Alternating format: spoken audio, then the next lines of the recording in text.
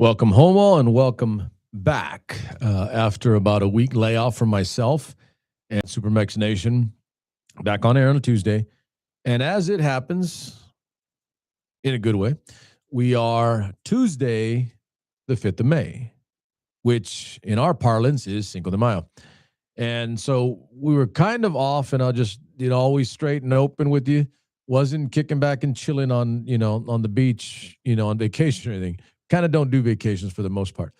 But we're kind of off because I was locked up, tied up, and busy with our Cinco de Mayo event, the Cinco, that we did on Sunday. Took place on the Sunday. And that kind of sucked up a lot of time and energy out of me during the week. And I'll say that we maybe could have done the show on the Tuesday, Thursday like normal, but it would have cost me some things on the other end in terms of preparing for the event, locking up, entertainment, locking up vendors, locking up people that are going to be there to support or help, taking care of the bills that I had with the Veterans Post that we did it at, Veterans Post 8900. There's a shout out for them. I'm a vet. I'm not a part of their post, but I'm going to start doing some things to help them. Veterans need support that way. They are a nonprofit. They're a service organization, and they can use help too. So anyway, long story short, what ended up being is it just ended up costing me time and energy. So we did not do shows last week on Tuesday, Thursday. We are back now. And before we go too far in, I wanted to, what I'll do is I'll give like a generic thank you to everybody that went, everybody that supported. If you're watching here, I have been on the phone over the last couple of days. Obviously, this was Sunday, got home late Sunday night, and yesterday and today. And I was kind of tired, believe it or not. I don't get tired like normal.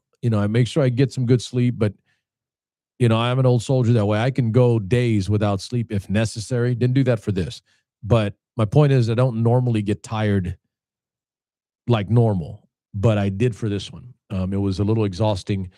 And so this is the first time I did this Cinco de Mayo event. I have done it in the past. I've done an event for Cinco de Mayo multiple times. However, the prior iterations, the ones that I've done before, were for specifically, I want to say Central East Aquatics, Central High School East from my neck of the woods, my area of Fresno, California, Central Unified School District, Central East Aquatics, Central East Track and Field, and Justin Garza High School Wrestling, another school in Central Unified, our newest school for Central Unified High School.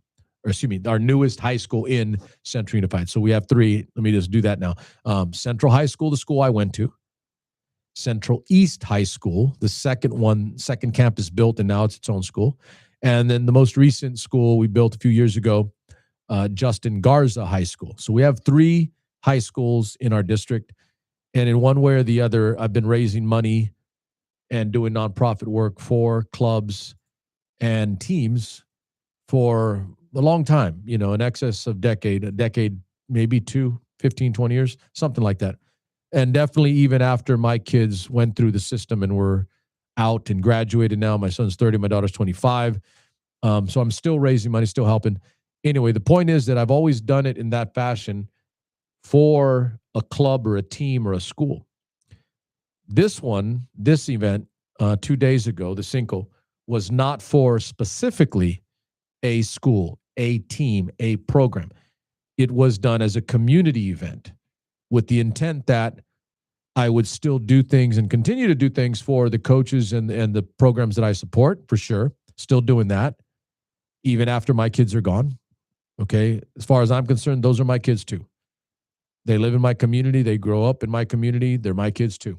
I believe that 100%, even if they're not mine by blood, and mine are in Boston and New York. But it's a meshing of those. We didn't have large, contingents of, say, the wrestling parent booster group. Had some, by the way, kind of happy about that. We didn't have a large number of Central East track, people. Teague Elementary was the other, didn't have a large number of those people, because when those individual entities do a dinner or a program for themselves, then you get the whole, group out. And that's kind of what I had done before. So I knew that I was taking a leap here in losing potential numbers there with those groups because I'm not doing it just for their program. In essence, I was doing it for multiple programs, all of them at once. And I knew that I would lose, numbers there because, again, I'm not raising money that goes, directly to just their program. And I'll say it in some senses, it's different and it's not understood. And for the record, I was a parent, obviously, of children in a system. I was a booster club president as well. And for the most part, yeah, we did events and we did, fundraising and money, for our program for our kids. And we knew that, but we didn't go and do it with others. That's what I'm doing now. It's more about community, for me anyway, now, than just what my son or daughter is involved in. I want it for all sons and daughters of everybody's kids. So the intention was to have all of that in the education community, in our education community. Let me give you some hard facts. Central Unified School District is the largest single employer of personnel on the west side of 99, Highway 99. If you're in Fresno in this area, you know what I'm talking about. If you don't, I'll give you a little more so you understand. It's one portion of Fresno, the city, west of Highway 99, Freeway 99. And on this side of town, this school district is primarily the main school district, not Fresno Unified. It's Central Unified. And we go out further out into Fresno County. So we're a mix of city and county. And we're growing, and we've been growing for a long time. We're the third largest school district in the region, in the city and the county. And we're continuing to grow. Anyway, so that's my backyard. That's my neighborhood. So the point and the intention was to bring the education community together, and we did. I want to a big thank you to, I don't like doing the plugging stuff for individuals, but the school superintendent did show up, Dr. Mark Marshall. He was there in support, and he did support the program overall, meaning spending some money so that I can help build our community and spend money on our kids and our veterans and our small businesses. Get into that in a second. So our education community was there and represented. Our small business community west of 99, which doesn't have a lot and is frequently overlooked and not treated adequately by elected officials and others in our city and the region. We had them in attendance, not overwhelming numbers, obviously, but we're going to grow it. This is the first time doing it this way. But we did have local small business owners, mom and pop places that need support, that need help, that need growth, that need business. They were there. That's the second component, education community, local small businesses. And then, of course, the veterans community.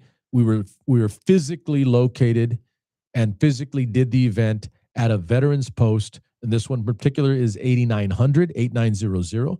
It's off of Ashland and Blythe, the main cross streets. Blythe Avenue is the street that it's on. It's been there a long time. Won't go into all the history of it. There's a lot.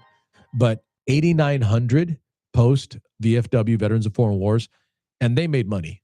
They probably made more money than, well, I take it back. They did make more money than me personally. I lost money. But we benefited. That's my point to all of it. 3 groups were benefited this weekend on the Sunday, the 3rd. It wasn't actually on the Cinco de Mayo. Obviously, we want to do it on the weekend. But the education community, the local small business community, and the veterans community all benefited in one form or fashion from what we did this weekend. And then now it's on me to continue to grow it, even if I lost money, or even if I took it on the pants, took it in the shorts, took it on the chin, took it somewhere, right?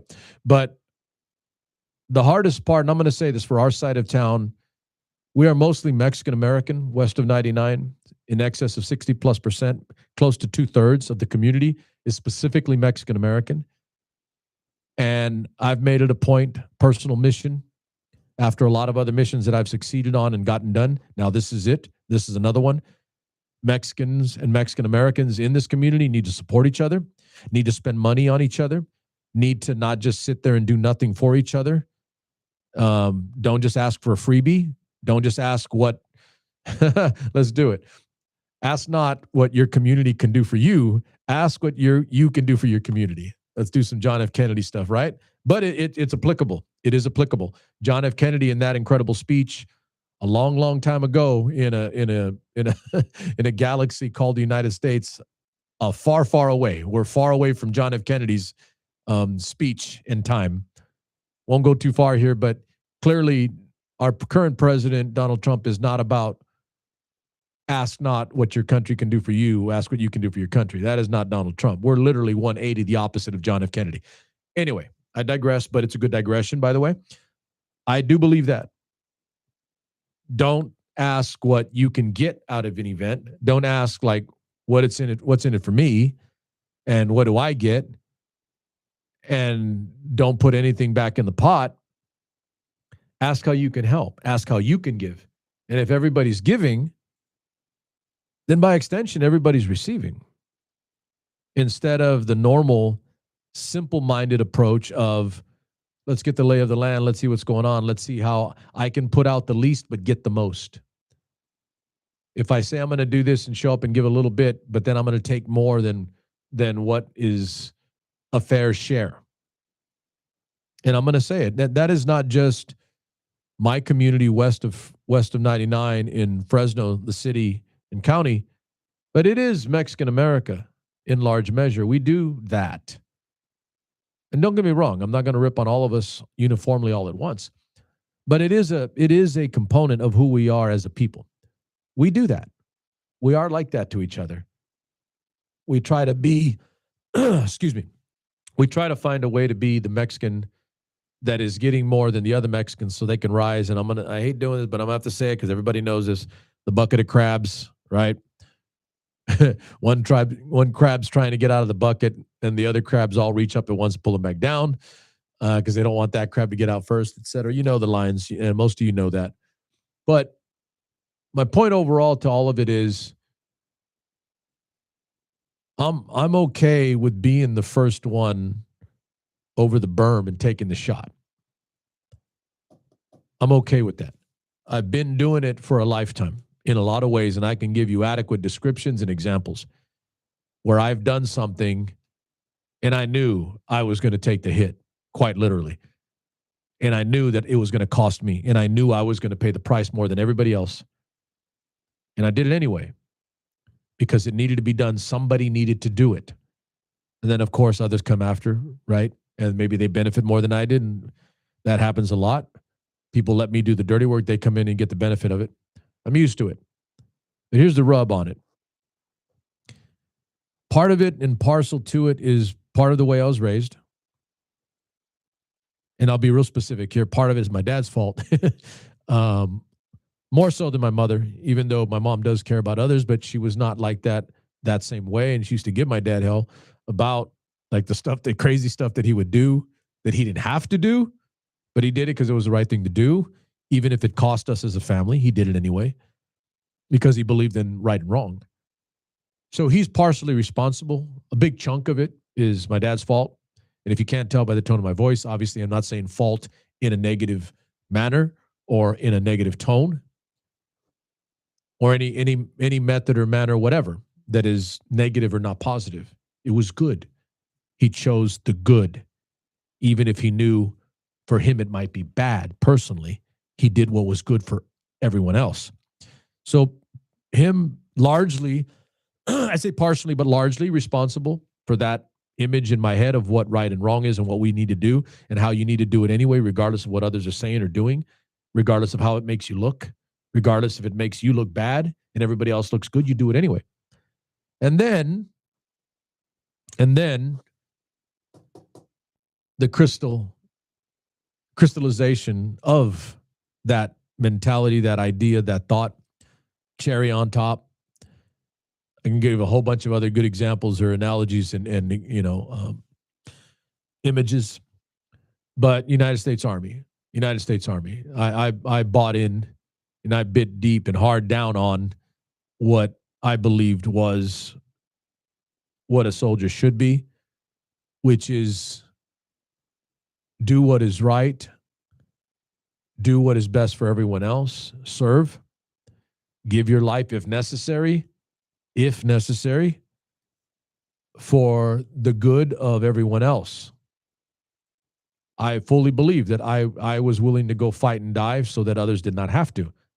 That's not a cheeseball statement. That is a statement of fact. Because The truth is, not everybody in the military, in the Army, and the other branches, I won't speak for all the other branches, I was in the Army, but not everybody in the Army really, really fully believes that. I had friends that did not. I had some people that, on a continuum, by the way, not 100, one or the other. Not I did and I didn't. It was somewhere in between, a continuum, percentages. Maybe they really believe it 60, 70%. That's good, more than most people, more than most civilians. But I was kind of a 100% guy. I believed in it. And I've said before on air here, and there's some reiteration to this point, but both of my grandfathers served in World War II. I grew up at their knees, a little more so with my grandfather Ernie than I did with my grandfather D. My grandfather D had some damn good stories for me too. Taught me some stuff, told me some things. He was in the Pacific. He fought the Japanese, and he was a bona fide killer. He was an absolute badass. And not because I say so, because he was my grandfather, because he's got the ribbons and the awards to prove it, and the battle scars and the mental side of the things that he had to do. But he gave me some good stories too. So between the two of them, my grandfather Ernie and my grandpa D, in their ways, they instilled and ingrained in my head, in my skull, that this is the greatest country on earth because of what the beliefs are. Not the individuals, mind you. Okay, not the individuals, not per person, not some president, but because of the beliefs in the Constitution, beliefs in principle on how the Constitution was founded and how it was begun, why we rebelled, why we fought against a monarchy so that we can have freedoms of our own and not be told what to do by one person.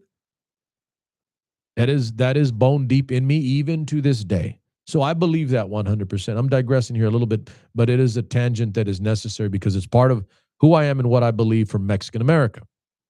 For the record, obviously, my two grandfathers were Mexican American, and they believe that. So I believe that if you're going to grow something, if you're going to build with people, if you're going to lead, then you need to be the first one. You need to be the one out front, taking the shots, taking the hits, unafraid of the negative impact that it may have on you personally, your life, who you are, the people around you. As I've hurt the people around me in those ways, definitely financially, if not personally, obviously, but the things I do cost. The things I do for my community cost. And it's still necessary to do them. So, bottom line for this weekend for the Cinco, my Cinco de Mayo event, it's the first time like this. I knew it was going to hurt. God's honest truth, I didn't know it was going to hurt this much, on the what didn't happen side. The things that were conceptually right did happen.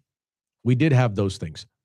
Again, education community, veterans community, local small business community. When I say those three things were together this weekend at my event, then that can only be construed and taken as positive. It was positive. The downside was that I didn't get massive numbers of regular folk that just walked up and came and enjoyed. Because in large measure, and I know what the calculations are. I know I'm not a fool, and I knew that in advance. I did not know there would be, to this degree, but I did know there was a good possibility that the numbers would not be great because there are not a lot of community events done on my side of town west of 99. Most people leave from our side of town and go other places.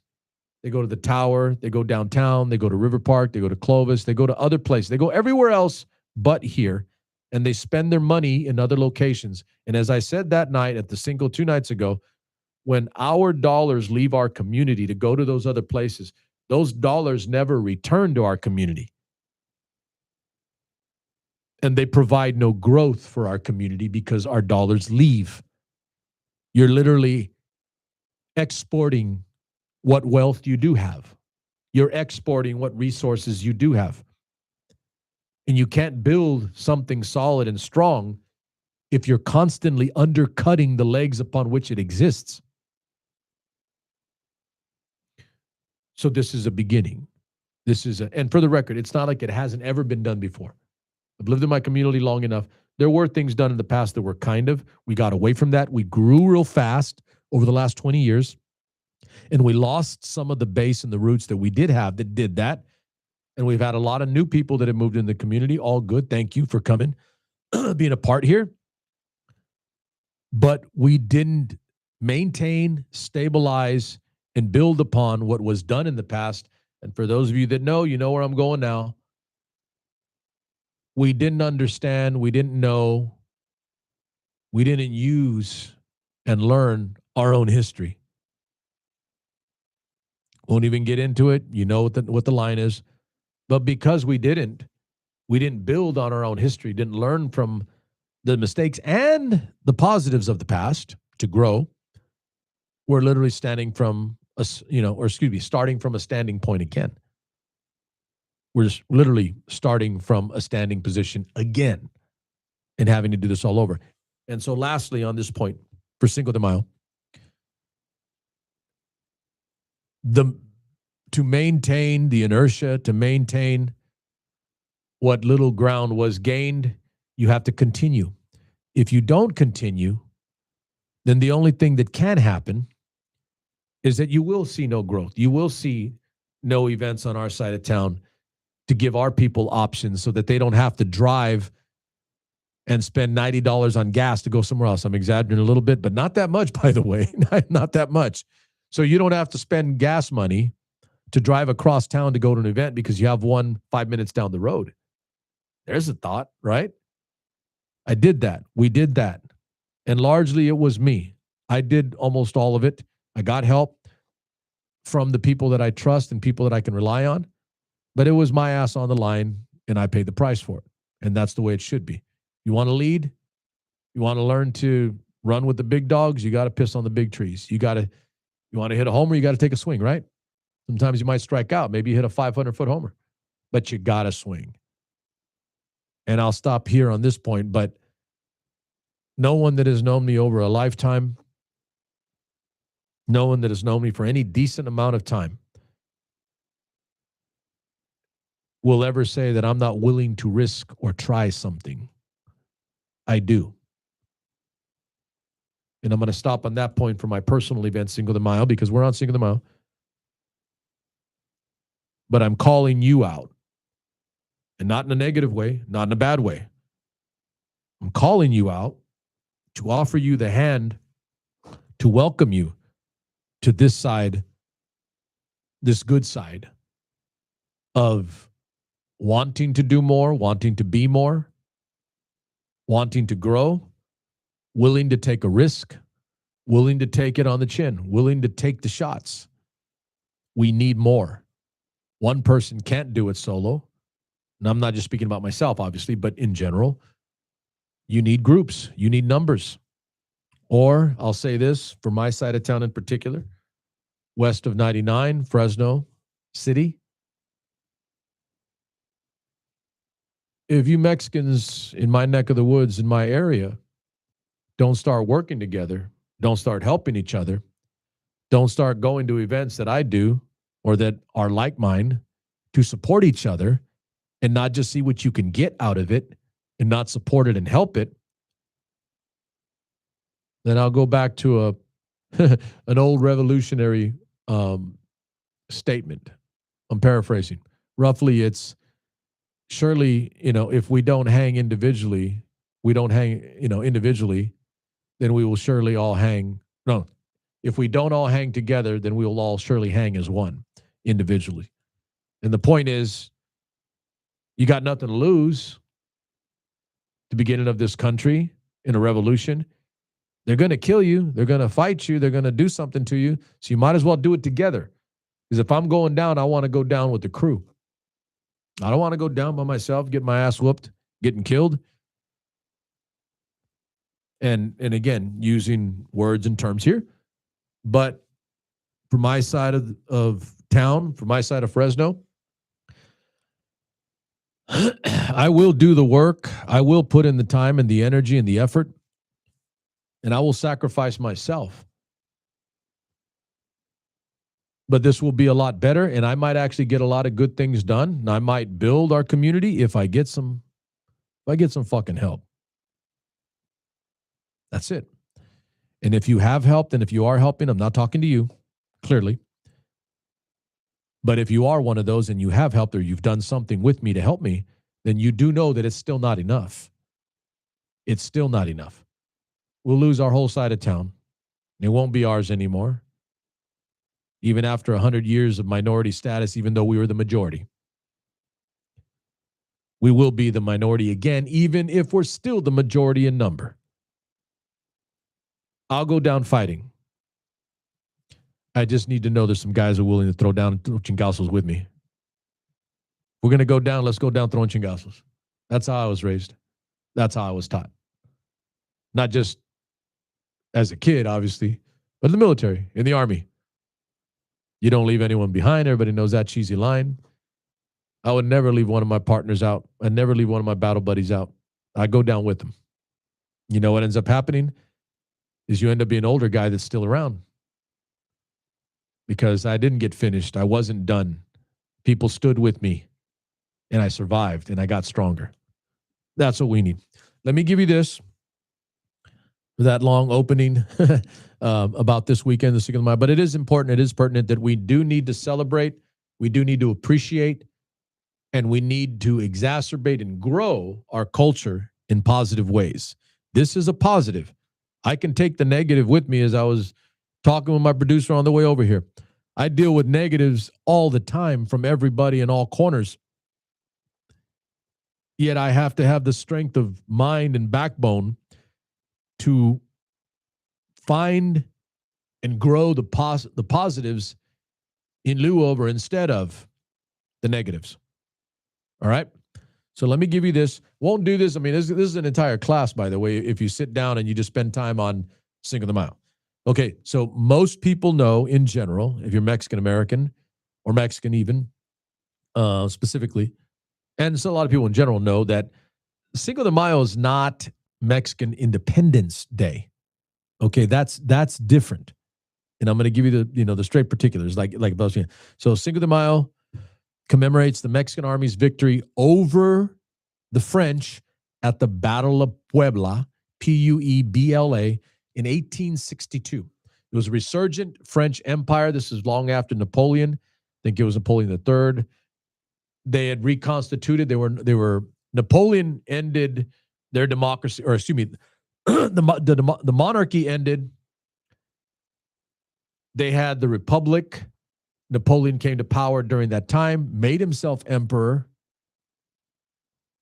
And then there was a window after Elba, 1814, 1815. Napoleon's done, gone. He had, I want to say, a son, grandson, and they kind of reconstituted. They tried to start another French empire. We get to 1862, and the French have massive holdings in the New World still, even after they sold the Louisiana Purchase to the United States under President Jefferson, early 1800s.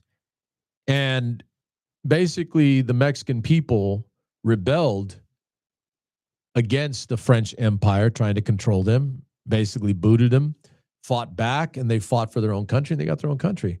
So 1862, Mexican Independence Day is September 16. Cinco de Mayo, obviously, May 5th. They're two different things. Mexican independence is on the 16th of September. And Cinco de Mayo is obviously today, the 5th. But it commemorates the Battle of Puebla against the French. Two totally different days, holidays, or intents. I'm going to point this out, just being blunt and straight. Most Mexican people, Mexican from Mexico, don't make as big a deal about Cinco de Mayo as we do in America. Because, and I'm gonna hate using this term or word, but I'm gonna use it because it's necessary, at least to illustrate the point. Cinco de Mayo has become much more commercial in approach that way. It isn't like Mexican independence specifically, but it's been kind of blown up for, and again, that's a class by itself. I won't get into all that, but it's gotten bigger and larger over time. It is, and I will say it, in Mexican America, there's probably more celebrating and holidaying going on with Cinco de Mayo than there is with Mexican Independence Day. And in Mexico, clearly, Mexican Independence Day is more of an important date. Now watch this. because we as Mexicans and Mexican people do. And I've said this before, I've gone over it before. I don't give a shit that I wasn't born in Mexico. I consider part of my heritage Mexican because it is. I can uniformly and together celebrate both days. I won't divide the two. One is more important than the other because we do that really well to each other. We find reasons to be different. We find reasons to divide ourselves. Now, I'm not telling you what you should or should not do that way. This is a country that is supposed to be free. I believe that, even though you may lose your freedom of speech if you say something about the fat emperor. But I do believe you should be able to celebrate as you choose. Life, liberty, and the pursuit of happiness. Hey, ever forget that, right? Forget about that. Life, liberty, and the pursuit of happiness. If I want to celebrate both holidays, I'm going to celebrate both holidays. If I want to call myself Mexican or Mexican-American, I'm going to call myself both. And as I said to someone last night who kind of touched on this topic with me in particular, I said, and I've said on here too, I'm Mexican, I'm Mexican-American, I'm Latino, I'm Hispanic. I don't give a shit. I'm all of it. Because at the end of the day, when it's all said and done, the evil, rich, fat, white fuckers that control this country don't give a shit if I'm brown or white, if I'm first generation Mexican over or 20th generation Mexican over. They don't give a shit if I'm rich or poor. They don't give a shit if I ride a lowrider or a Porsche. I'm the same to them. As long as I got an EZ, or something like that on the end of my name, I'm not one of them. And that's not by my choice. That racism exists, and you can lie and deny about it, but it is a damn fact. We're all the damn same to them. So that's my message to you on this Cinco de Mayo today. Mexican America, Mexicans, Latinos, Hispanics, all the above, Pachucos, Chicanos, all of it. We're all the same to them. So while you subdivide amongst yourselves, while you separate from each other based on some arbitrary decision, whatever the hell it is, linguistic, geographic, skin color, wealth, at the end of the day, you're all the same to them.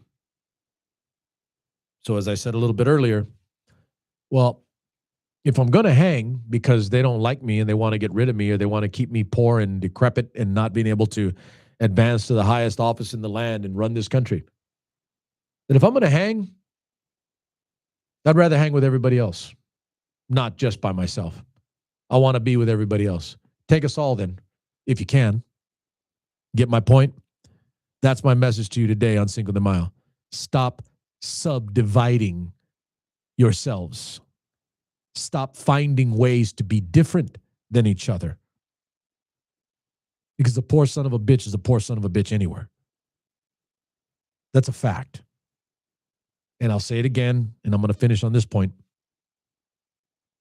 The evil, rich, white people that don't think anything of you, that think you are subhuman and less than they are, they don't give a shit if you're light-skinned or dark. They don't give a shit if you just came over from Mexico or if you've been here for a while. They don't give a shit if you drive a lowrider or a Maserati. They don't give a shit if you have money. They don't give a shit if you're blonde with green eyes, but you have a Mexican last name. They don't give a shit. You're all the same to them. And the sooner you start realizing that, the sooner Mexicans and Mexican Americans all over the place start understanding that and start finding ways to work together, start finding ways to be together, start finding reasons to understand each other and move in the same direction, then surely we'll all hang separately as subdivided groups. And for the record, this is definitely not, at least from my perspective, if you listen to this and run back all of this over this first 20-something, 30 minutes of this show, this is all positive because there is strength in numbers and strength in congregation, strength in unification. It's there for us. This is the positive. Point out the negative and finish and understand and grow the positive. That's my message to you for today on the Cinco de Mayo. Okay, just know the difference. Battle of Puebla, 1862. That's why we do the Cinco de Mayo. Obviously, May 5th, 1862, Battle of Puebla. And I think I will when the time comes when we get down toward the back end, of this year, after the summer and into the fall. I'll make a point, if not, have my producer remind me that we need to do. We'll do a quick show or a quick opening on Mexican Independence Day itself, September 16th. Okay, Mexican Independence Day is September 16th. So maybe we'll go on that same exact day. I'll have to look on the calendar, but we'll do that too. Okay, so for today, be real clear here. If you're out tonight, not listening to this, and you're out somewhere doing, having some fun on Cinco de Mayo, just make sure you're careful. Don't drink and drive, obviously. Be cautious. Excuse me. Be responsible. Have a good time. Have some fun. Enjoy it. And on this day, and I think this one, I do love pointing this out.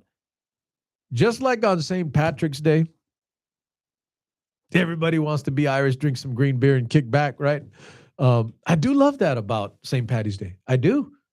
It's a message and a holiday of inclusion. Now, I'm not saying it's because some of you guys are going to run with this and be crazy about it, but I will say this.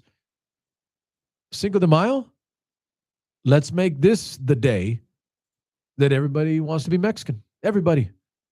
Good food, good drink, good times, good fun. I want everybody to be Mexican on this day. Everybody. I don't give a shit if you don't have any ethnicity or background that you can relate to, Mexican, Mexican-American, Latino, Hispanic, anything. For this day, drink some tequila and eat some tacos and be Mexican. Be Mexican today. All right. Real quick.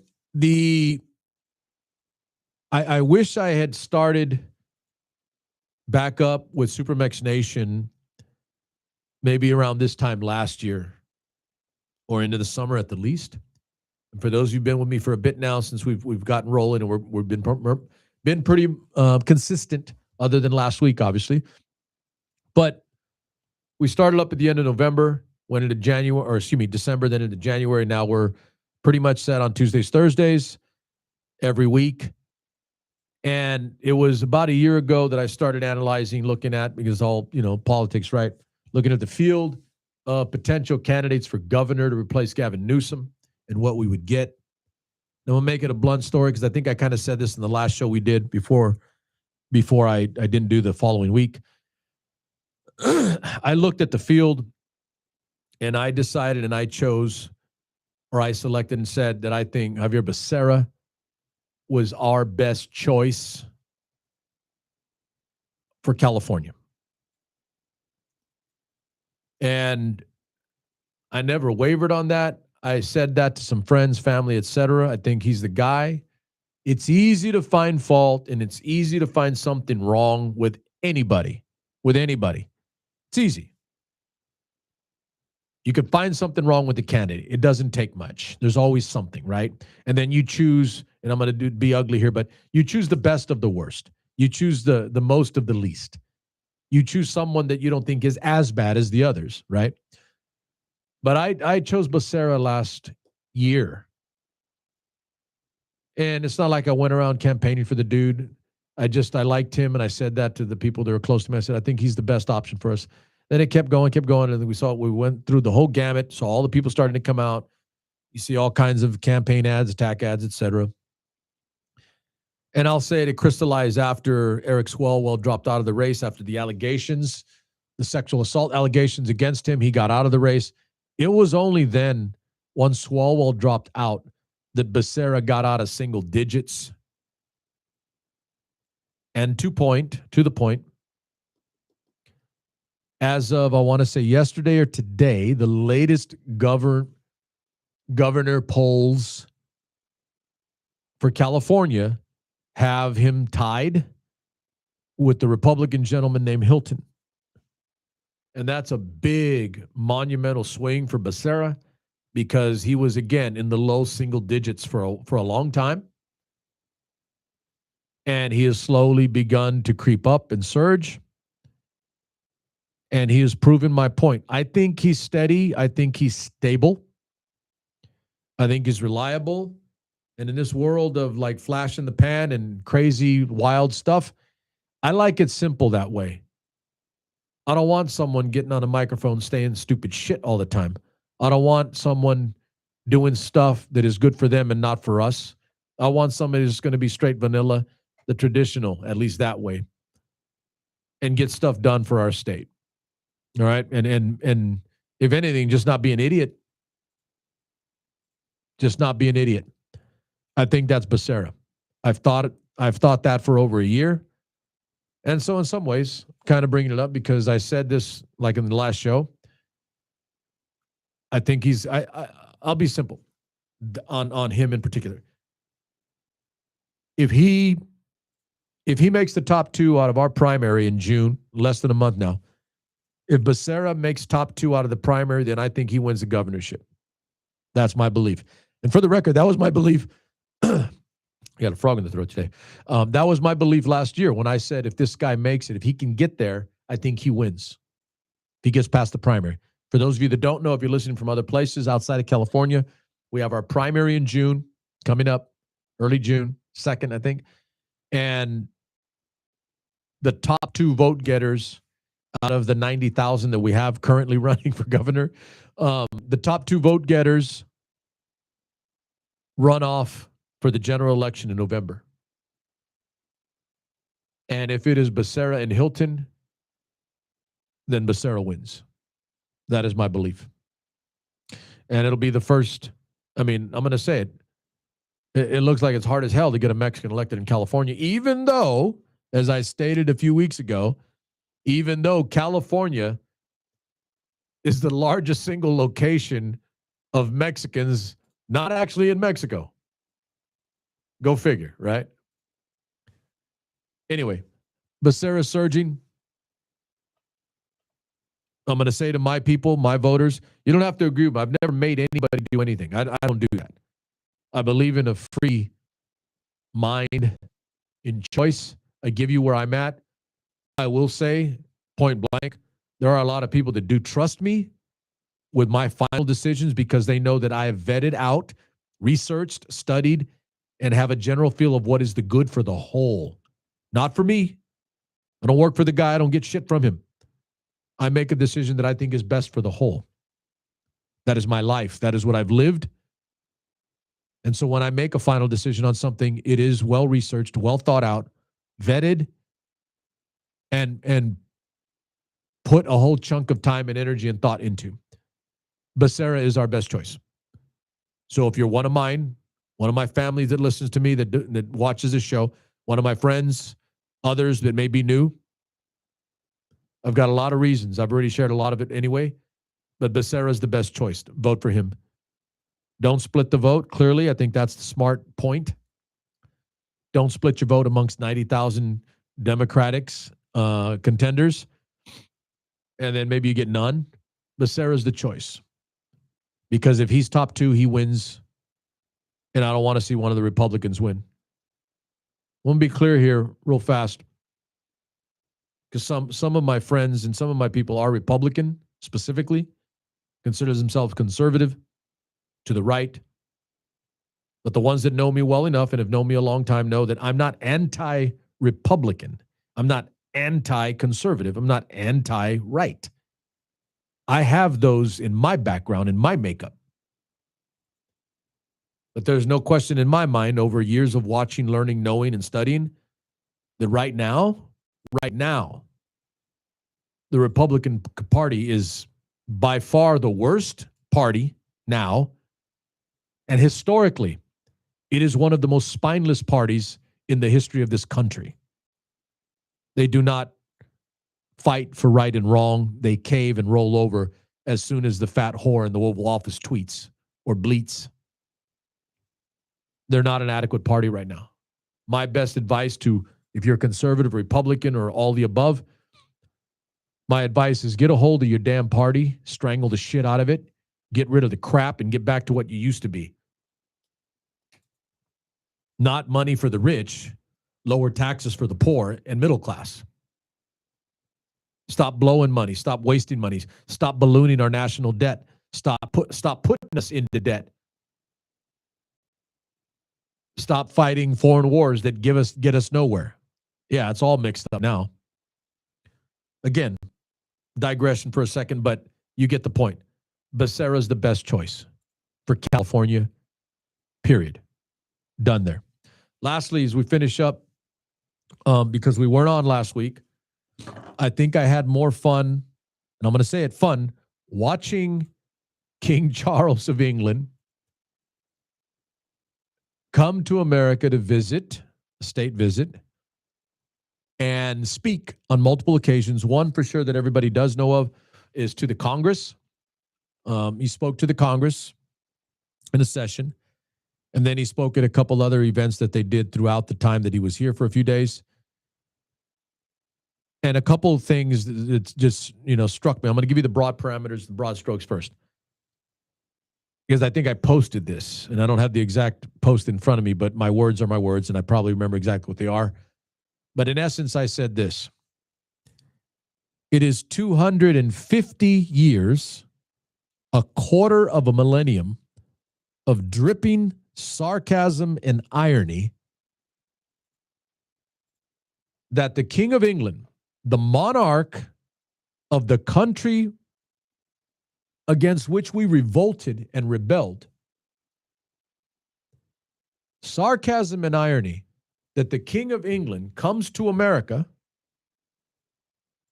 and lectures the Congress, the American people, in a not so subtle, beautifully brilliant manner of nuance, lectures our president, while our dumbass president doesn't even get it. It went over his head and below his feet. There's some imagery. Yes. He didn't get it because whoever wrote the speech with King Charles is pretty damn good. That's all I'm going to say to you. Pretty damn good. I watched the speech and then I watched it again. And then I stopped myself to read the transcript of the speech. Obviously, and I've said before, reading and listening are two different things. It could be the exact same material, the exact same wording, spoken word to written word, but they can carry altogether additional and different meanings. So I had to do that too. I had to read the transcript. It was beautiful. So much so that I'm going to say tonight, I have not been around, obviously, for 250 years. I've not seen or heard every single foreign ambassador or head of state visit our country, our Congress, and give a speech. But I've seen a lot, heard a lot, read a lot over the course of my time as a U.S. history instructor. And I'm going to say it. For the subtlety and the nuance of it, it was one of the best speeches by a foreign head of state that I've ever heard given to the Congress, given to our Congress. Ever. And I'll go further. No hyperbole here. Fact. I think it's going to stand as one of the best, if not meaningful, best isn't always the most meaningful, but the best and most meaningful, considering current climate, times, and context, one of the best speeches that we may ever get. And it'll be written in history books as such. You can quote me on that. I really do believe that. 100%. And as I've said a bunch of times before, and if it isn't, then maybe I'll write a little book that says that as a historian.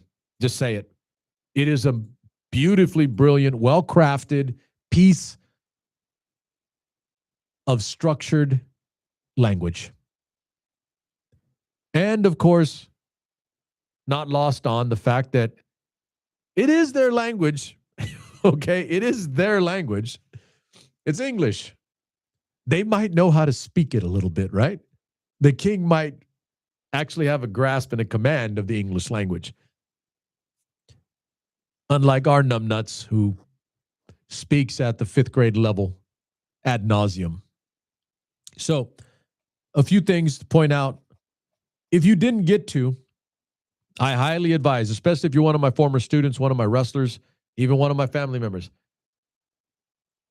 If you listen to the speech again and if you read the transcript, you'll find more than from a first listen or a first read. There's a lot there in substance below the surface. Again, nuanced, subtle.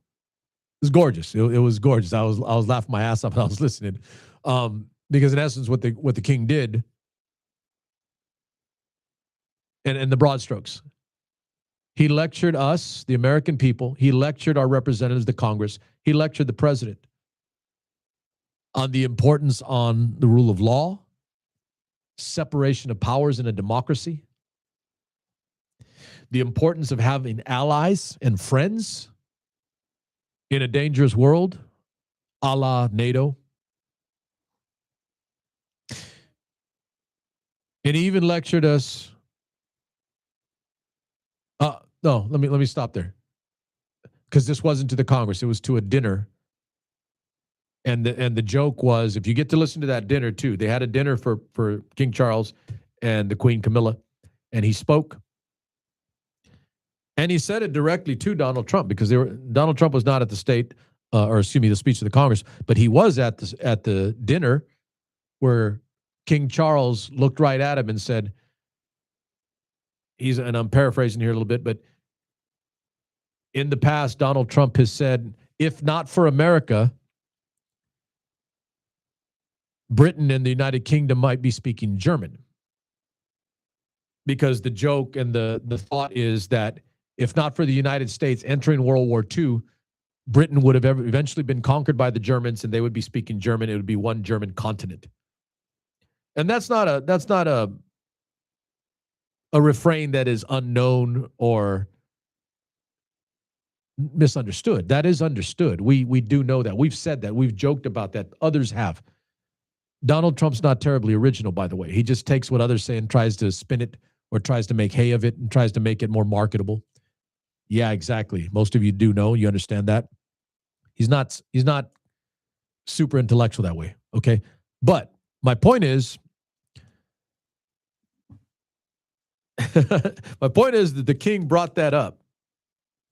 And in his eloquent English, again, it is their language, he pointed out and said that, Mr. President, I do realize, paraphrasing again, that, the statement you made about if not for the United States, Britain would be speaking German today. And a brilliant, and I was like, brilliant is their word, by the way. It's the English. They love using brilliant. And I like using it too once in a while when referring to the British. In a brilliant way, in an intellectually superior way to our numbnuts of a head of state, president, he pointed out that if not for the British, we may be speaking French. Now, if you don't know what I'm talking about or you don't get the reference, I'll finish here tonight on this point. The French, like the British, 1600s, 1700s, even into the 1800s, but we're talking about the prior to us revolting, rebelling, etc. That if not for us, i.e. the British, America might be speaking French, because there was a point where we could have been swallowed up and taken by the French Empire. But he was pointing out, the king was pointing out, that the British have stood with us and done a lot for us too. And last point, King Charles, even in his own beautiful, subtle, nuanced way, reminded that even though our dumb shit president talks about how NATO doesn't do anything for us, and for the record, if I have a friend that goes and starts a fight for no damn reason, for stupid reason, he calls me over there just to get in it because he knew that he can call on me to start the fight. That ain't okay. That's kind of stupid. And I might smack his ass. All right? You don't go pick a fight and then expect people to jump on board because you're picking a fight. Because you picked the fight. But Prince Charles reminded, Prince, slipped. Maybe because the queen was the queen so long. But King Charles reminded that the one time, and I know I've said this here, and this is my final point today, For all you asshats and stupidities out there that think that NATO is dead or not good or not valid or not legitimate or not worthwhile to keep, if not grow and expand and improve. There's nothing wrong with improving, but I sure as hell don't want to get rid of all my friends. I sure as hell don't want to get rid of all the vatos that I would go to a street in an alley with. Walk into that alley and get my ass beat by 20 guys because I turned away all my friends. That's about as stupid as it gets. But he reminded us that the one time in the history of NATO, Article 5, the United States called on its allies and they responded. And they went to war with us. So no, NATO was there for us when we were attacked on September 11th. When we got hit, our allies stood up for us. And what kind of a punk bitch would we be if we don't do the same in return? You can quote that. A little cruder tonight on the show. Apologies. But reminder, I am an old soldier. And to punctuate, reiterate, and illustrate that point again, the one time that NATO's Article 5 was invoked was by the United States calling its allies, and they responded after we were attacked on 9/11. And I'm going to say it again. What kind of punk bitch turns away their allies after they stood with us and gave their blood and treasure, their men and women, and died for us? That is a punk bitch. I'm not. Our president is. Where do you sit? Where do you stand? I know where I'm at. Okay, enjoy your Cinco de Mayo tonight. Be careful, be responsible, have a good time. We'll be back up on the Thursday. And going forward, probably not missing any shows. I'm not doing another event for a long time. A little tired from this one, but look forward to coming to the summer. We're going to have some good stuff coming up for you. And then, we're going to begin to grow. I talked about adding some more shows. We're getting close to that. I'm finding my stride. I feel real good about where we're at and what we're ready to do. And we're going to start growing this show. For the record, I don't do this all the time, and I know I'm bad about it, but I need to get better about it. I need you to like and subscribe, and I need to start sharing. If for nothing else, I'm a Mexican gentleman, plenty of color, plenty of background.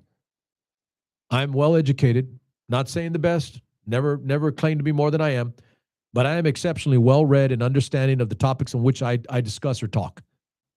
I don't run my mouth on things that I am not extremely knowledgeable on, well versed in, and spend a lot of time to know. And there's not a lot of me out there doing this. So let's make sure there are. And how do we do that? Watch this. Right back to minute 1. Start supporting each other. Help a Mexican out. Like, subscribe, move it around. We'll be back here on the Thursday. Look forward to seeing you. Right back into the wheelhouse now. Nothing but love for you.